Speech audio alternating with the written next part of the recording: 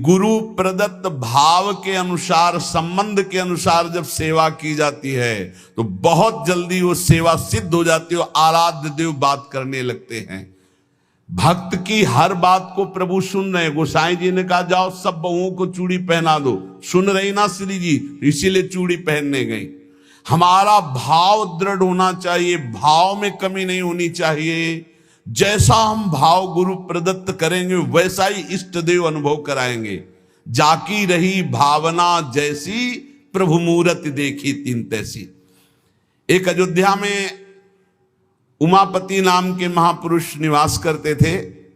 ये बहुत शास्त्रों के ज्ञाता और भजनानंदी महापुरुष थे। तो इनको अपने में भाव आता था कि मैं गुरु हूं राम लक्ष्मण भरत शत्रुघ्न का, ये मेरे पुत्र और शिष्य के समान है।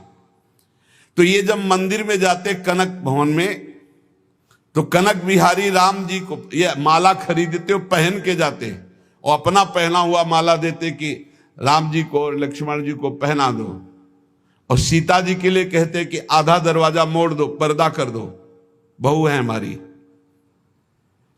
ये रोज ऐसा करते। पुजारी वैसा ही कहते, जैसा ही कहते, क्योंकि महापुरुष थे उमापति जी।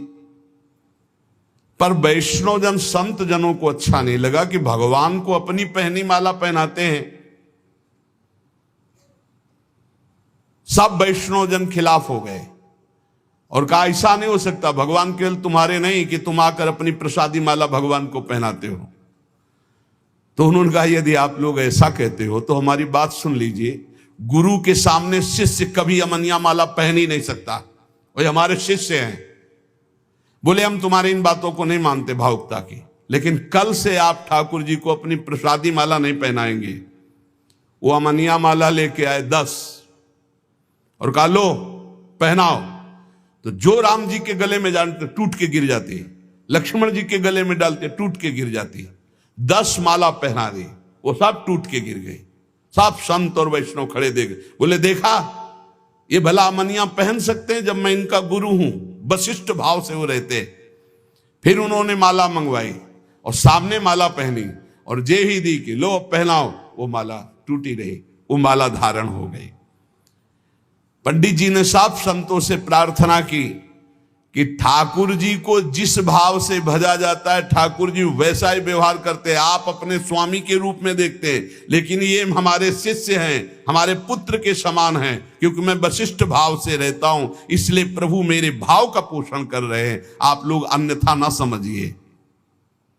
और जब ये मंदिर जाते तो पुजारी से कह देते कि जानकी जी की तरफ का दरवाजा थोड़ा सा जैसे बहु ओट में होती है ऐसे करो, कर देते। भावानुसार पुजारी जी जे ही देखते कि उमापति पंडित दर्शन करने आ रहे तो जानकी जी की तरफ दरवाजा कर देते या पर्दा कर देते। पुजारी जी विशेष सावधानी पूर्वक ऐसा करते। ये भी भक्तों को अच्छा नहीं लगा कि तुम ही अकेले थोड़ी दर्शन करते हो कि जानकी जी का, वो हमारी माता है, हमारे सर्वस्व हैं, आप ऐसा। तो एक दिन पर्दा नहीं किया। तो जे ही उमापति पंडित जी गए तो फटाक से आधा दरवाजा अपने आप बंद हो गया। सब आश्चर्यचकित हो गए, क्योंकि ऐसा कैसे। बस ये बात समझ लो, प्रभु भाव को बहुत पकड़ते हैं। भाव ही सबसे बड़ी वस्तु है। धड़ाक से दरवाजा बंद हो गया। पंडित जी ने पुजारी जी से कहा आप कभी चूक मत करना, जानकी जी हमारी बहू हैं, हमारे शिष्य की है, इसलिए वो कभी हमारे सामने ऐसे नहीं, पर्दा करके। तो पुजारी ने और संतों ने जान लिया कि महामहिम भाव को प्राप्त महापुरुष है, सबने क्षमा मांगी। गोसाई जी स्वयं पद रचना करने में कुशल और गा करके ठाकुर जी को पद सुनाने में कुशल। अष्टयाम सेवा पद्धति से श्री श्रीनाथ जी की सेवा करते और 8 परम प्रवीण कीर्तनकार नियुक्त किए। श्री सूरदास जी, श्री परमानंद दास जी, श्री कुंभन दास जी और श्री कृष्णदास जी, ये 4 महापुरुष श्रीमद वल्लभाचार्य जी महाप्रभु की कृपा पात्र थे। और श्री गोविंद दास जी, श्री चतुर्भुज दास जी, श्री छीत स्वामी जी और श्री नंद दास जी, ये 4 महापुरुष श्री विट्ठलनाथ गोसाई जी के कृपा पात्र थे। ये 8 महापुरुष 8 पहर की प्रिया प्रीतम की जो लीलाएं हैं वो गा गा कर श्रीनाथ जी के सामने सेवा पद्धति के अनुसार सुनाते थे। एक बार की बात है, किसी विट्ठलनाथ जी श्री ठाकुर जी को भोग लगा रहे थे, तो भोग में एक तिनका देखा। बहुत दुख हुआ कि मेरे सुकुमार लाडले ठाकुर और उनके भोग में इतनी असावधानी बनाने वाले तिनका। बहुत सावधान रहना चाहिए ठाकुर जी का, जब भोग बनाए तो बोलचाल में भी सावधानी रखे, कहीं थूक की छिट्टी ना चली जाए मुख में, ऐसा होता है। तो अगर कभी बात करनी हो तो रसोई से ऐसे करके बात करे, वैसे तो बात कम ही करे, मौन धारण करके बनाए। क्योंकि अगर हम पद जोर जोर से गाएंगे या बात करेंगे तो हमारे मुख से थूक की छिट्टी ठाकुर जी के भोग सामग्री जो बन रही उसमें गिरना हो सकता है। कितनी सावधानी महापुरुषों के चरित्र से हमें प्राप्त होती। तिनका को देख करके बहुत दुखी हुए और कहा कि आज हम हैं, तब हमारे ठाकुर जी के भोग में तिनका निकला और कल हमारा शरीर छूट जाएगा तो तुम लोग कैसे हमारे ठाकुर जी की सेवा करोगे। तो मैं आज ही संन्यास धारण करूंगा और विचरण करूंगा, जैसा मनावे वैसा करो। आप इतना कहे तो सब लोग बहुत दुखी हो गए। सबने अनुनय विनय की कि एक बार अपराध क्षमा कर दो, ठाकुर जी के भोग में कभी त्रुटि नहीं होगी। आपने कहा हम परिहास में कभी झूठ नहीं बोलते, हमने कहा सन्यास लेंगे तो अब सन्यास लेंगे, अब हम तुम्हारे बीच में नहीं रहेंगे। श्री ठाकुर जी श्रीनाथ जी से आज्ञा लेने गए। ठाकुर जी ने बहुत उदास होकर के कहा, गोसाई जी एक गेरुआ वस्त्र हमको भी मंगवा दो। बोले आपको क्यों जय जय, आपके पास तो बहुत सुंदर सुंदर पोशाक हैं। बोले हम आपके बिना नहीं रह सकते, अगर आप सन्यास लेंगे तो हम भी सन्यास लेके आपके साथ ही चलेंगे। देखो कैसा प्यार करते। जैसे माधवदास बाबा जगन्नाथ जी को प्यार करते, तो जगन्नाथ जी से जाके आज्ञा ली, जय जय अब ब्रज 84 कोष आपकी लीला भूमि में जाना चाहता हूं, आदेश दे दो। बोले बाबा आपके बिना हम रह नहीं सकते। बोले नहीं जय जय, हमारे पास इतनी भोग सामग्री नहीं कि मैं रास्ते में आपको भोग लगाऊं, आपको नहीं ले जा पाऊंगा, पर हम जाएंगे ब्रज 84 कोष दर्शन करने आपकी लीला भूमि के। ठाकुर जी चुप हो गए, उनके आगे बस कहां। अब वो सुबह प्रातः कालीन चले। अब सुबह सुबह ही इतनी भूख लगे आई, तो उन्होंने कहा आज तक कभी ऐसी भूख नहीं लगी। तो एक माई थी, तो उससे कहा माई बहुत भूख लगी, कुछ मिल सकता है। तो बोले बाबा अभी बना देती हूं। तो कुछ समय में वो भोजन बना करके और पवाने, और जब पवा रही थी माधवदास बाबा को तो रोते जा रही थी। तो बाबा की दृष्टि गई। बाबा ने कहा माई रो क्यों रही हो। बोले इतना सुंदर सुकुमार लाडला बालक तुम्हारे जैसे बाबा जी के साथ कैसे आ गया, इसकी मां कैसे रहती होगी। तो उन्होंने भागवतिक दृष्टि से देखा तो थाल में बैठे जगन्नाथ जी पा रहे थे। बोले इसीलिए भूख लग रही थी, हमें पता क्या कि तुम्हें भूख लग रही, तुम क्यों साथ। बोले बाबा मैं नहीं रह पाऊंगा आपके। ये जरा प्यार देखो ठाकुर जी का। कह रहे बाबा मैं नहीं रह पाऊंगा। ऐसे ही श्रीनाथ जी गोसाई जी से कह रहे कि एक गेरुआ वस्त्र हमको भी मंगा दो, अगर आप सन्यास लोगे तो हम भी सन्यास ले लेंगे। गोसाई जी आपके बिना हम नहीं रह सकते। गोसाई जी ने गले से लगा लिया। तो कहा गले से लगा लिया तो मेरी बात मानो, अब तुम्हें सन्यास नहीं लेना। बोले जैसी आपकी आज्ञा। बोले सेवा में त्रुटि अगर हो रही तो मुझे दुख नहीं तो तुम्हें दुख क्यों हो रहा है। तो बोले तुम्हें दुख हो या ना हो, आप मेरे पुत्र हो, मेरे को दुख होता है कि मेरे लालन के भोग में तिनका कैसे आ गया। भाव समझिए। श्री विट्ठलनाथ गोसाई जी स्वयं सेवा में सावधानी पूर्वक, पर कभी कभी अगर त्रुटि हो जाए सेवा में तो बहुत ही असंतुष्ट हो। यह ध्यान रखने का विषय है कि हम केवल विग्रह की पूजा नहीं कर रहे, साक्षात श्यामा श्याम विराजमान है, साक्षात श्री जी विराजमान। हम जल पिवाएं तो उसी भाव से, भोग लगावें तो उसी भाव से, पोशाक पहरावें तो उसी भाव से। श्री गोस्वामी जी शयन करते थे गोकुल में आकर, और नित्य प्रति श्री श्रीनाथ जी की सेवा में आते। यहां जतिपुरा गोवर्धन में श्रीनाथ जी विराजमान थे, तो आप घोड़े पे चढ़ करके आते थे। यदि कहीं आने में कुछ विलंब हो जाए तो अन्य सेवा चाहे कोई कर ले, पर आरती आप ही रोज करते थे, आरती सेवा आप ही करते थे। आज भी बल्लभ कुल में नियम चला आ रहा है कि और ठाकुर सेवा तो सब मिलके करेंगे, लेकिन आरती गोस्वामी वंशज ही करेंगे। श्री ठाकुर जी की अक्षुण्ण सेवा गोस्वामी जी अपने बालक के समान मानकर करते। जो भगवन्निष्ठ सदाचारी पुरुष होते हैं तो उनका प्रभाव सबके ऊपर पड़ता है। उस समय भक्ति का वातावरण एक बन चुका था, जिसको देखो सब भगवान की भक्ति में निमग्न। जो श्री विट्ठलनाथ जी थे, ये श्रीमद वल्लभाचार्य जी के द्वितीय सुपुत्र है। आपका जन्म प्रादुर्भाव विक्रम 1572 में काशी के निकट चुनारगढ़ में हुआ। श्री आचार्य महाप्रभु वल्लभाचार्य जी ने प्रयाग में अड़ैल में आकर आपका जन्मोत्सव मनाया। बड़े शुभ संस्कार बचपन से ही। आचार्य महाप्रभु जी के निरीक्षण में आपने समस्त शास्त्रों का सम्यक अध्ययन किया और गृहस्थाश्रम में प्रविष्ट हुए। आपकी दो पत्नियां थी, रुक्मिणी जी और पद्मावती जी।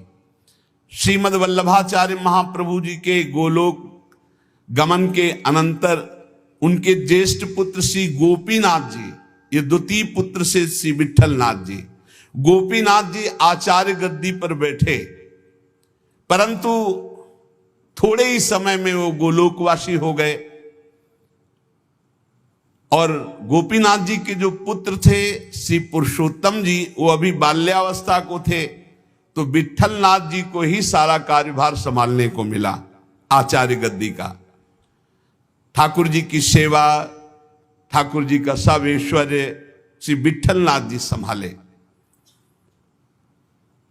श्री विट्ठलनाथ जी संभाले तो, पर कृष्णदास जी ये वल्लभाचार्य जी के शिष्य और ये संपूर्ण सेवा सामग्री के अधिकारी थे। यहां एक बहुत सूक्ष्म विषय निकल के आता है कि कभी गुरु और गुरु वंशज के प्रति थोड़ा भी हे भाव न कर ले, नहीं तो दुर्गति पक्की है, चाहे जितना बड़ा उपासक हो। कृष्णदास जी बहुत बड़े महापुरुष हैं, पूरे श्रीनाथ जी की सेवा के अधिकारी हैं, अधिकारी पदवी नहीं की है। अब किसी सेवा पद्धति को लेकर कृष्णदास जी से श्री विट्ठलनाथ गोस्वामी जी ने, तो कृष्णदास जी असंतुष्ट हो गए। कभी ऐसा नहीं होना चाहिए। गुरु के समान ही गुरुवंशजों को समझना चाहिए। जैसे हमारे गुरुवंश के अगर बच्चा भी आ जाए तो हम उसके झुककर चरण छुएंगे, उसको गुरु के समान आसन पर बैठा लेंगे और नीचे उतरकर हम बैठेंगे। चैतन्य महाप्रभु ने ईश्वरपुरी जी के जब गांव में गए तो रज में लोट लोट के कह रहे थे, यहाँ के सब जीव जंतुओं की भी चरण रज हमारे लिए बंद नहीं, क्योंकि यहाँ हमारे गुरुदेव भगवान प्रकट हुए ईश्वरपुरी जी के गांव में। यहां त्रुटि हो रही है कृष्णदास जी से। कृष्णदास जी ने क्या किया कि जो गोपीनाथ जी गोलोक गमन हो गया था, तो उनकी पत्नी और उनके पुत्र पुरुषोत्तम जी अभी छोटे थे, उनसे बात की और गद्दी पर पूरा अधिकार कर लिया। पुरुषोत्तम है ही, क्योंकि उनके पिता गोपीनाथ जी अधिकारी थे, और हटा दिया श्री विट्ठलनाथ जी को। और हटा ही नहीं दिया, पूरी सेवा से हटा दिया कृष्णदास अधिकारी जी ने। पुरुषोत्तम जी को गद्दी पे बैठा दिया, उनकी मां को समझा बुझा करके दस्तखत करवा लिए और श्री विट्ठलनाथ गोस्वामी जी को हटा दिया। न श्रीनाथ जी की सेवा, मतलब आना भी बंद करवा दिया। ऐसा नहीं करना चाहिए था, ये बहुत बड़ा अपराध बन गया। और बहुत बड़े महापुरुष हैं कृष्णदास जी, कोई साधारण नहीं। आगे उनके कभी चरित्र का श्रवण करना, इतने बड़े महापुरुष। गोसाई जी को सब अधिकार छिन जाने का कष्ट तो नहीं हुआ, पर सेवा छूट जाने का बहुत कष्ट हुआ। और महापुरुषों के हृदय में किसी भी तरह का यदि कष्ट हो गया तो उसे फिर भगवान बर्दाश्त नहीं करते। आपको बहुत क्लेश हुआ, श्रीनाथ जी का दुलार छूट गया, सेवा छुटवा दी कृष्णदास अधिकारी ने, आप पाराशौली में जाकर रहने लगे, पर बहुत दुखी अंदर से। और दूर तक वहां तक आते जहां श्रीनाथ जी की ध्वजा दिखाई देती है, वहां से साष्टांग दंडवत करके बहुत एकाग्रता पूर्वक ऐसे देखते मंदिर की तरफ, रोने लगते श्री विठलनाथ जी। ये बहुत बड़ी हानि का विषय, बहुत बड़ी हानि का विषय। गुरुजनों से विरोध करने का मतलब है सर्वस्व का नाश, चाहे जितना बड़ा भी कोई तपस्वी भजनानंदी हो। एक श्री रामदास जी भीतरिया जो ठाकुर जी की सेवा में रहते थे, वो श्री विठलनाथ जी की स्थिति से परिचित थे।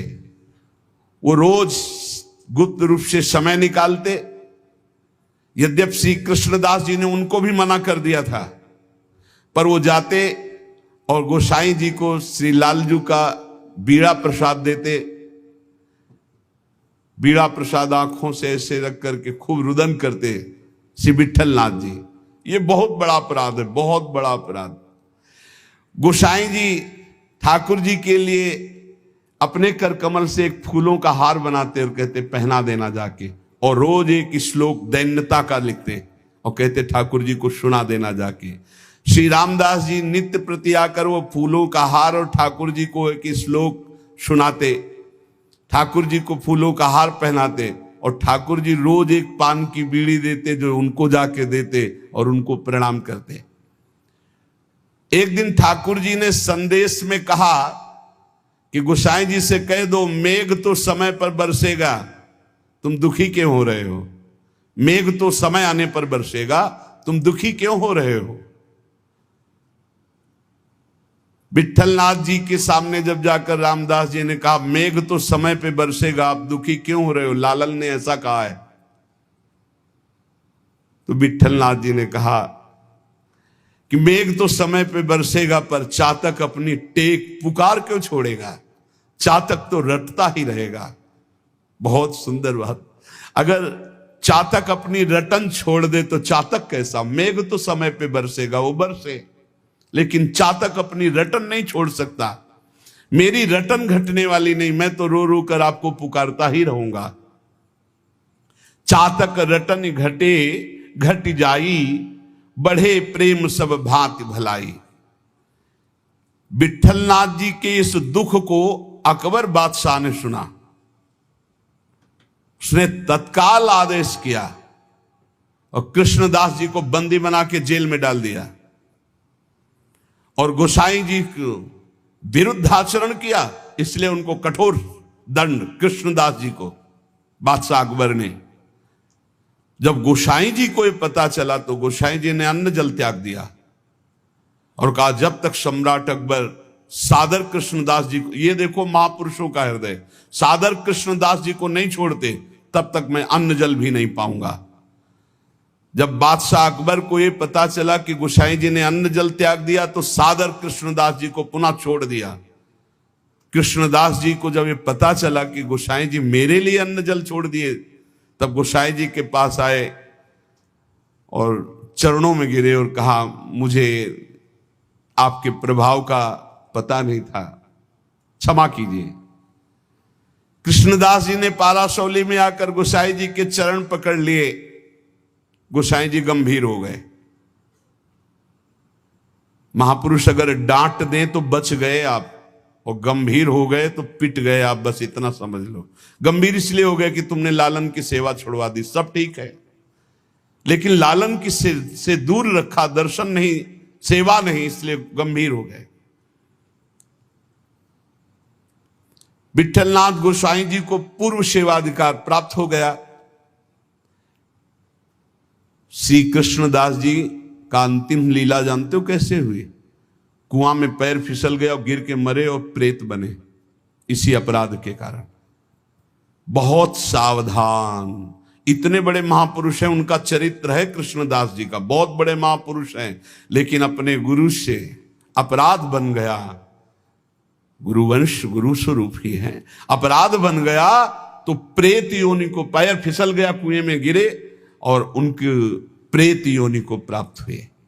बहुत सावधानी की जरूरत है कि कहीं ऐसे अपराध, नहीं तो चाहे जितना भजन हो, वो भजन बाद में तो कल्याण करेगा, लेकिन बीच में छूट जाएगा और बीच में हमारी दुर्गति हो जाए। अंतिम तो मंगल ही होगा, क्योंकि भगवान का जन कभी नामे भक्ता प्रणश्यति।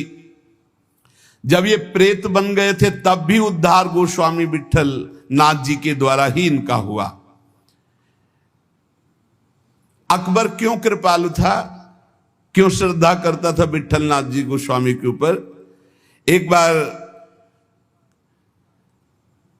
श्री यमुना जी में स्तोत्र का गायन का, कंचन वर्ण तेज चमकता हुआ विट्ठल नाथ गोस्वामी जी का, तो अभी स्नान करके यमुना जी की आराधना कर रहे थे, तो उधर नौका में जल विहार करते हुए इसकी बादशाह की कोई हिंदू बेगम होगी, तो वो दूर से देखा कि तेजस्वी तो भगवान के समान है।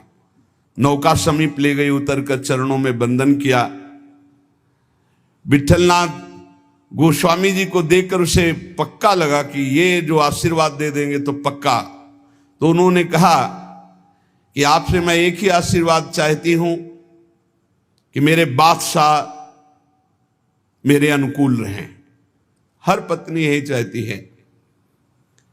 आप कृपा करके कोई ऐसा जंतुर बांध दीजिए, कोई मंत्र बता दीजिए, कोई उपाय बता दीजिए कि बादशाह सलामत हमारे बस में रहे, हमारे अधीन रहे।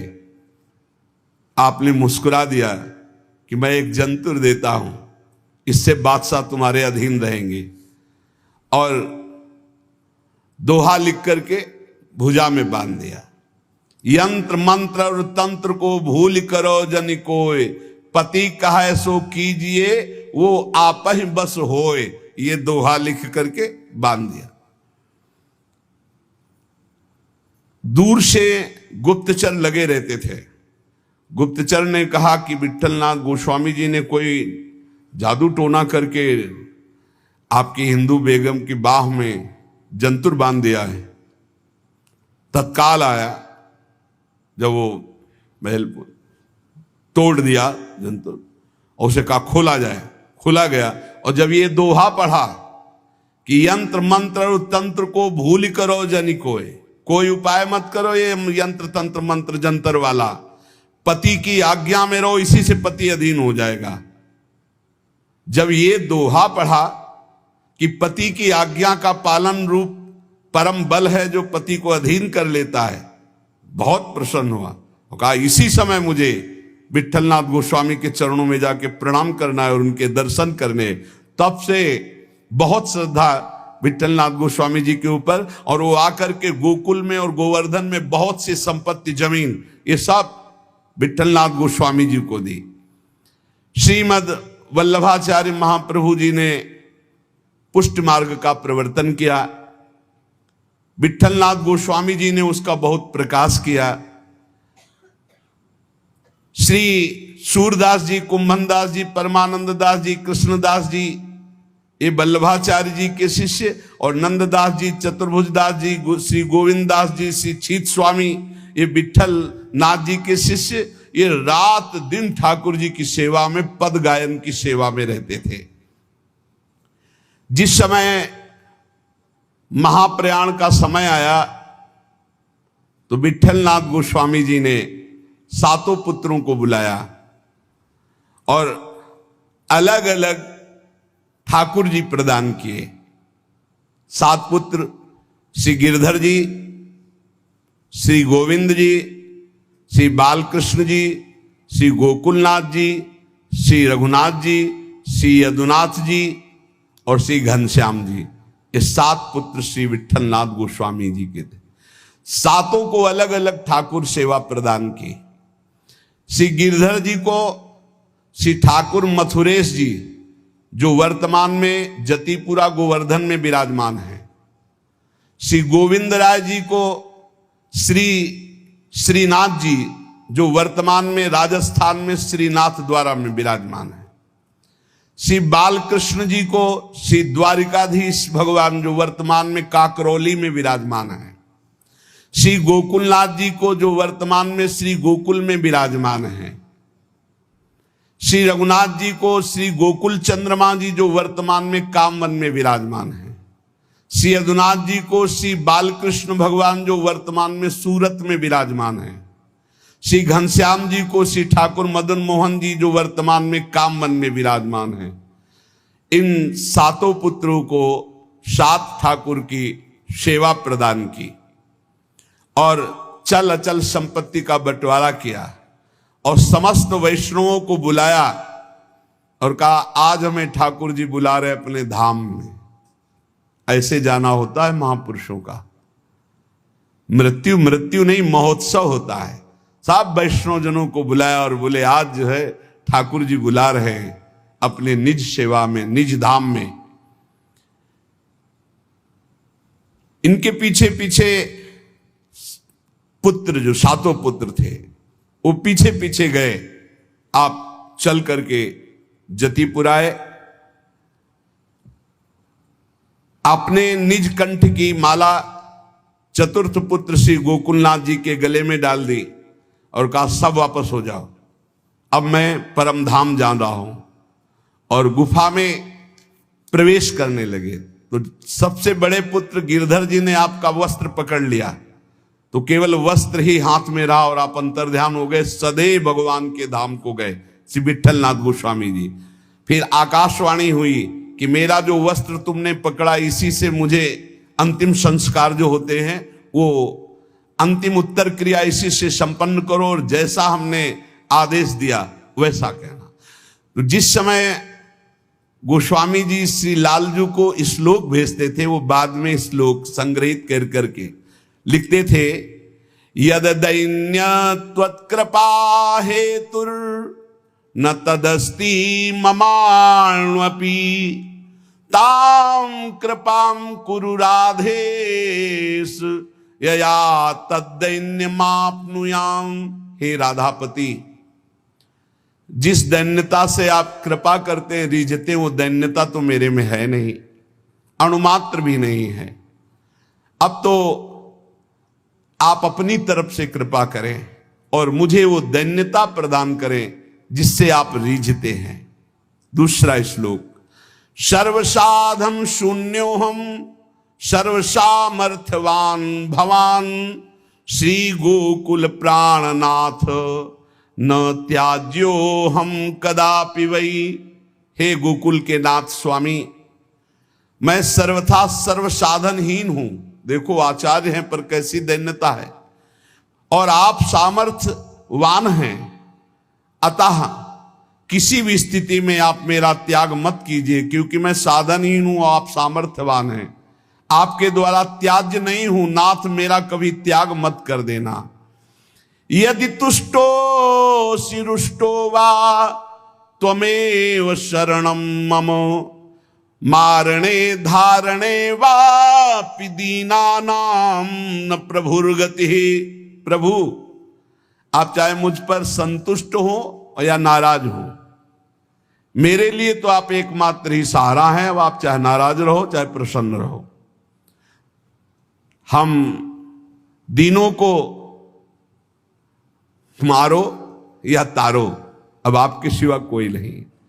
आपको हमारा भार वहन करना ही पड़ेगा नाथ, आपको हमारा पोषण करना ही पड़ेगा जबरदस्ती, आपको अंगीकार करना ही पड़ेगा, क्योंकि आपके सिवा हमारा कोई नहीं है। ऐसे दैन्य भाव से जब कोई भाव संबंध से प्रभु से जुड़ जाता है तो इसी जन्म में देखो हम प्रभु को अपना स्वामी मानते हैं, हम प्रभु को अपना सखा मानते हैं, हम प्रभु को अपना प्रीतम मानते हैं। ये भाव तब तक साधन भाव माना जाएगा जब तक प्रभु आपका भाव स्वीकार नहीं कर लेते। निहाल तभी उपासक होता है जब वो आके कह देते तू मेरी, जो भाव किया, तू मेरा सखा, तू मेरी दासी, तू मेरी सहचरी, जब वो स्वीकार कर लेते तब मोहर लग गई, पक्का हो गया। एक ये सिद्धांत। और दूसरा, जब गुरु स्वीकार कर लेते हैं तो इष्ट की स्वीकृति अपने आप हो जाती है। इष्ट और गुरु में भेद नहीं होता, गुरु गोविंद ने भेद कराई। जब गुरुदेव स्वीकार कर दिए कि तू प्रियाजू का, तो गुरुदेव ने जो कह दिया वो प्रियाजू भी नहीं काट सकती है। इसलिए हमें अपने भाव संबंध में दृढ़ रहना चाहिए और भाव के द्वारा ही हमारा व्यवहार होना चाहिए। जैसा हमारा इष्ट से व्यवहार है ठीक वैसा ही भाव हमारा होना चाहिए, जैसा भाव है वैसा इष्ट से व्यवहार होना चाहिए। इसी जन्म में आपको उत्तर मिल जाएगा कि श्री जी ने आपको स्वीकार कर लिया है। और जब ये आ जाता है कि श्री जी ने स्वीकार, एकदम बेपरवाही, ऐसी मस्ती आती है। कैसे उदाहरण में बताएं, बनेगा ही नहीं उदाहरण, पर थोड़ा सा इशारा, जैसे शाखा चंद्र न्याय से कहते हैं कि डाल के एक हाथ ऊपर देखो चंद्रमा दिखाई दे रहा। चंद्रमा तो न जाने कितनी दूर है, पर हम चंद्रमा को देख पाते। ऐसे उदाहरण में जैसे भारत का कोई बड़ा अधिकारी आपसे आके हाथ मिला दो, कह दे चिंता मत करना, आज से मैं आपका, और आप जो कहेंगे सो हम करेंगे, फिर कैसा और लगेगा? वो दोबारा कभी फोन करे या ना मिले, लेकिन आप छाती चौड़ी करके घूमेंगे। ऐसे ही हम श्यामाजू के बल अभिमानी, वो तो नाशवान पद है और नाशवान शरीर है, और वो सर्वज्ञ नहीं है, वो अल्पज्ञ बहुत दूर रहता है, वो असीम नहीं है, वो अनंत नहीं है, सर्वत्र नहीं है, सर्वज्ञ नहीं है। लेकिन प्रियालाल असीम है, अनंत है, सर्वज्ञ है, सर्वत्र है। और गुरु ने संबंध करवा दिया, उनकी शरणागत करा दिया। और जिस समय शरणागति आपके हृदय में पुष्ट हो जाएगी तो हम श्री श्यामाजू के बल अभिमानी, टेढ़े रहे मोहन रसिया सो बोले अटपटवानी। बड़ा अद्भुत आनंद इस ठसक में रहता है कि हमारी श्यामाजू, हमारी प्यारी जू, हमारी लाडली जू। हर समय नाम जप करते रहो और अपने आराध्य देव के सानिध्य का अनुभव करते रहो। इसी जीवन में इस माया प्रपंच से हटकर परमानंद स्वरूप प्रियालाल को प्राप्त हो जाओगे। विश्वास कर लो, बस नाम न छूटे और संबंध का भाव न टूटे तो निश्चित इसी जन्म में अनुभव हो जाएगा। शेष चर्चा आगे। श्री राधा वल्लभ लाल की।